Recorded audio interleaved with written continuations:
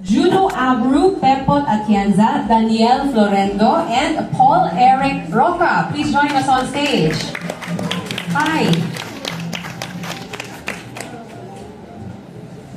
So again, we have Juno, Pepot, Daniel, and Paul Roca.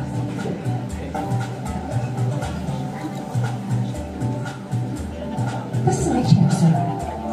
Yes. Scoot over, alright. Thank you. That's alright. It's alright. I'm just kidding. Hi, everybody. First of all, amazing work. Looks beautiful. We're super excited. Thank you for making it look so festive. It's definitely the look that we're going for. Can you each introduce yourselves and give the audience a bit of a background on your work as an artist? Okay, hello, good morning. I am Daniel Florendo. You can call me Danny.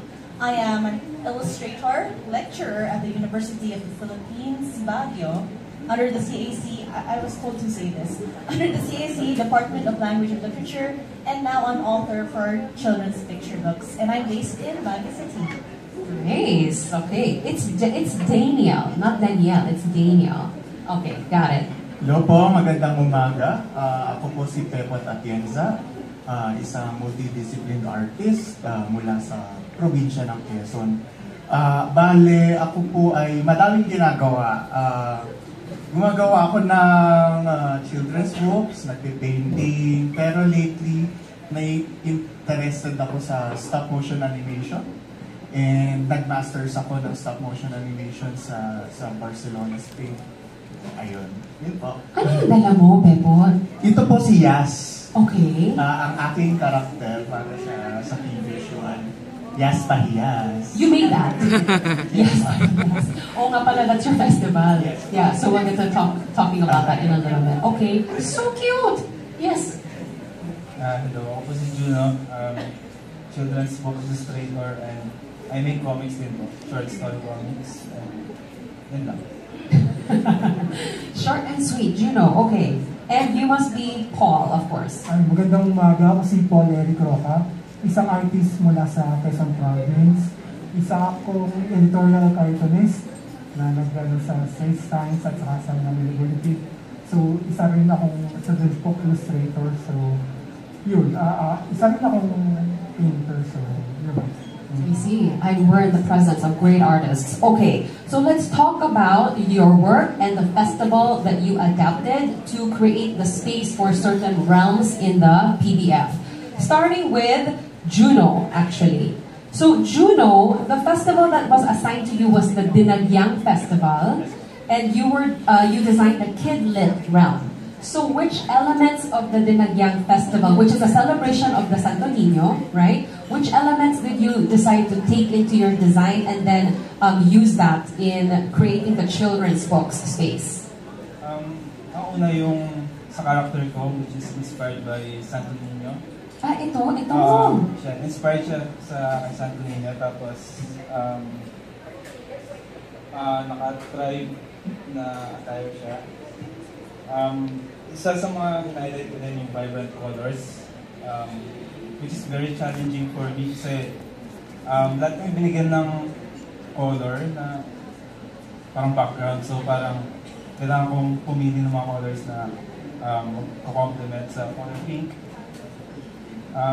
Tapos yung indigenous patterns. Ayun. He doesn't talk much. It's okay. His art speaks for himself. Okay? That's his character, the Santo Niño character. Got it. Yeah. Okay, for Paul Eric. Paul, your festival was the Tuna Festival. Yes. Tama? Oo, Tuna Festival. So, ang hina-highlight niya is marine life, and your realm was the comics realm.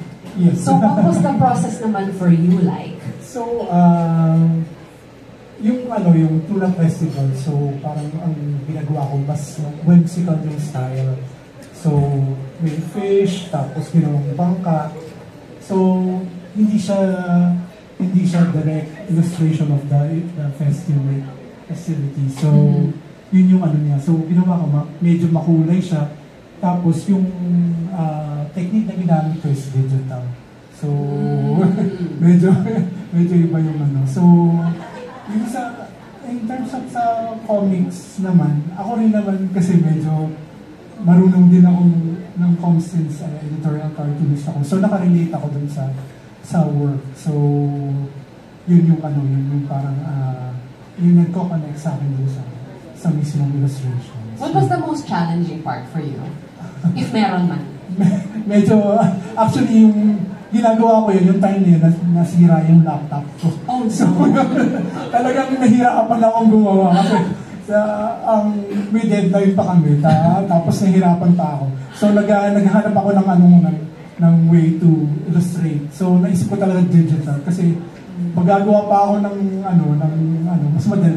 mas madali pagkasano. So, naghanap ako ng app na free. So, yun yung ginawa ko. You just became so real right Yeah. now. So real. Okay, thank you. Yes, thank you. Danny, let's go off and over to you. Danny, you turned the Booktopia realm into a Panagbenga-inspired space. And as you said earlier, you're from Baguio, actually. Did it make it easier for you to approach this project, being from the place where this festival is actually celebrated? Oh, definitely. So, when we're all collaborating for this, we're thinking mga engkanto ng Fiestang Pinoy noon. So, what are the different realms that we could probably put here? And when they gave me Panagbenga, I was thinking, okay, I grew up in Baguio City. I lived there my entire life, right? So, I'm pretty sure I know exactly what to illustrate. Until I went to the internet, right? I searched what do other people think about the Panagbenga? Oh, they think of these wonderful sunflowers, which are not actually sunflowers. So the Benguet flowers you see there are not actually sunflowers. What are they? They're like some kind of daisies. Oh! Yes, because sunflowers are really big, but these are very small, and they're very resilient.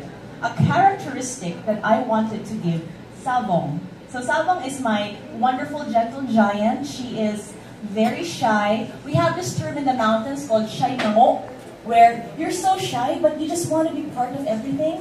So we always hide. And I was thinking, oh, Sabong is that kind of person. She's like me. I'm gonna hide later after this.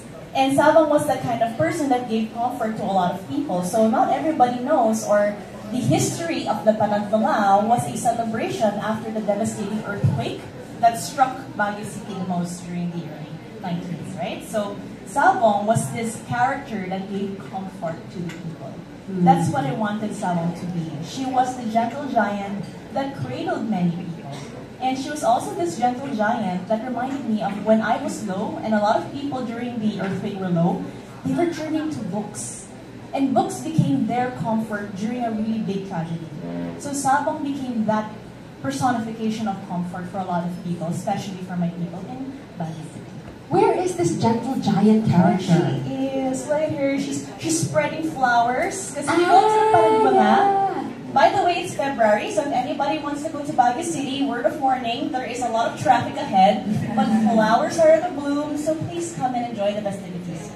Just remember to bring patience with you. Wonderful, thank you. Okay, now for Pepot. So Pepot, like Danny, you're also from the province in which your designated festival originated, which is the Pahiyas Festival in Quezon Province. And you also did illustrations for the children's book, Pahiyas, Planting Rainbow Seeds. So, again, similarly, how did coming from the actual province of the festival inform your design, and what was that process like for you?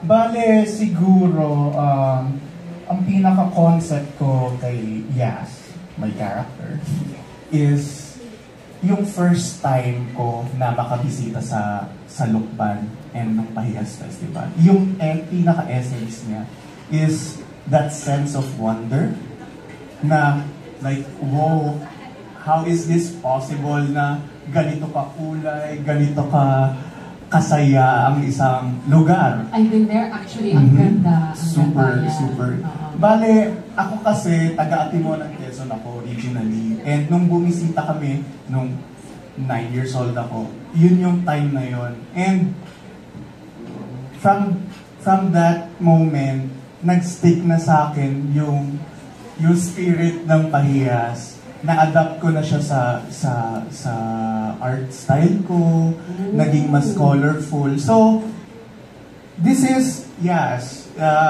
siya yung pinaka pinaka-essence ng pahiyas. Yung celebration, colors, patterns, everything. Yung pasasalamat sa may kapal, everything. Yan siya. Does she go with you everywhere? Like, Minsan hindi. Tinatamad siya. okay, yes, I love it. Adorable. Okay, let's, like particularly in the context of the Philippine literary scene, if they want to break into book illustration, what would you tell them? Well, start it. Oh, pick up a pen, pick up a pencil, pick up your tablet. Even I have a niece. She's only to our family stories. Because I think a lot of our stories come from our family observations, right? Or our observations around. I have a 9-year-old niece. She draws with her phone. And I asked, "You want a stylus?" "No, tita." "Look." And she'll show it to me on her phone. She does it with her little finger painting and all. And she started something. It was like, okay, you started something at 9 years old. What do you want to be? "I want to be like you, tita." "Okay, sure. Start reading books. Because it's going to be a really long road." And I actually teach, right? I teach children's book illustration at UP Baguio. And the first thing I tell my kids, 19 years old kids, the first thing I tell my kids is that you really got to start it now. If you're not going to start it now, you're never going to start it. You're never going to go there. So I would just say, even if your illustrations first, you're so discouraged because there's so many really good people out there because they started somewhere. Okay? They started somewhere. This is your starting point. Draw every day. Draw when you feel like it. Draw when you feel sad, when you feel mad, when you feel happy. Make this relationship with your art something special to you, and it will pay off in the long run. That's so encouraging, Danny. Thank you. Yes, Stefan, go ahead. Okay, siguro para sa akin, just be true to yourself. Kasi ako, dati super insecure ako na parang, bakit ako iba? Parang iba yung kung paano ako mag-execute, bakit diorama ang ginagawa ko. Yung iba, kaya nilang magtapos ng mga illustrations kasi digital art. Pero, may happiness kasi ako na, kumbaga, na fulfill talaga pag gumagawa ako ng something na nagpapakatotoo talaga ako. And itong project ko sa PBS, yung isa sa pinaka super duper happy ko. Kasi nagawa ko gusto ko, gumawa ko ng character in stop motion puppet form, and bihira kasi yung may magtitiwala sa iyo dun sa art style mo. Lalo na kung medyo iba ka. Ayun. Yan po. No, that's really important advice. Yeah, being true to yourself. Thank you. I agree with that. But ganun din, be true to yourself, stop pleasing other people. Kung ano yung gusto mong gawing art, pagpatuloy mo lang, probably discourage kayo ng magulang nyo, sabihin na walang pera dyan, maniwala kayo sa kanila. May joke lang. May joke lang. Pagpatuloy nyo lang talaga. Oh, he's got jokes. Okay. Surprising. Okay. Sa akin lang, do not be afraid to be weird. Kumbaga, huwag kayong tumigil na sa pagka-weird nyo, saka yun lang yung pinaka-advice ng Weird meaning like, yeah, again, being true to yourself, as you said. Just being, unique. Right. Thank you. Thank you so much. Let's give them a round of applause, everyone. Our panel of artists who brings us this year's key visuals for the 2025 Philippine Book Festival.